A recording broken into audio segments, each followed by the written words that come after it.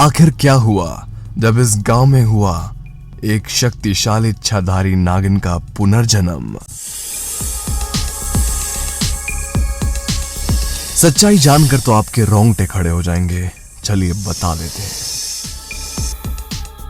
नमस्कार दोस्तों, आप सभी का स्वागत है हमारे YouTube चैनल में। दोस्तों, ये कहानी यूपी की एक लड़की की है जिसे ना सिर्फ अपने पुनर्जन्म की कहानी याद आई, बल्कि उसे कुछ ऐसा भी याद आया जिसे सुनकर आपकी आंखें खुली रह जाएंगी। इस लड़की का दावा है कि वह पिछले जन्म में एक इच्छाधारी नागिन थी। जी हाँ, आप भी हो गए ना हैरान।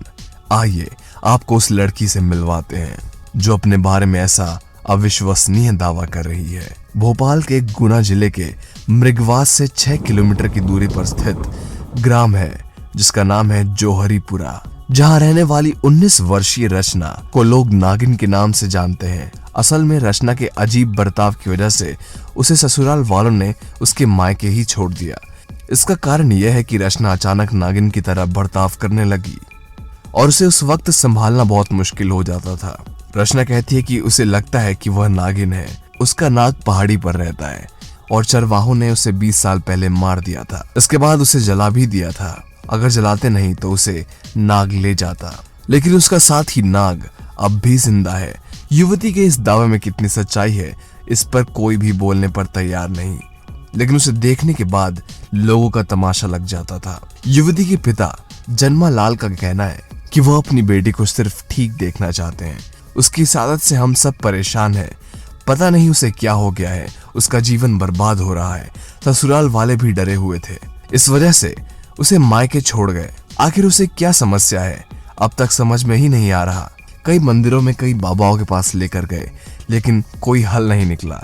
युवती 10वीं में पढ़ती थी। वह किताबों में भी नाग नागिन के चित्र शिवलिंग बनाती थी।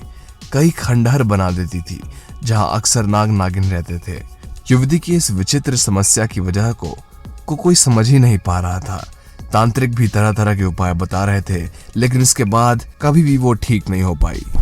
इस घटना के बाद उसे पूरा गांव ही नहीं बल्कि आसपास के गांव के लोग भी नागिन की तरह जानते हैं। वे उसका नागिन की तरह से ही सम्मान भी करते हैं। हालांकि एक तांत्रिक ने उसके अंदर एक नागिन को निकालने का प्रयास भी किया था। इस मामले में कई विशेषज्ञों का मानना है कि रचना किसी मानसिक बीमारी से ग्रस्त है, इसलिए उसे दवा और इलाज की जरूरत है।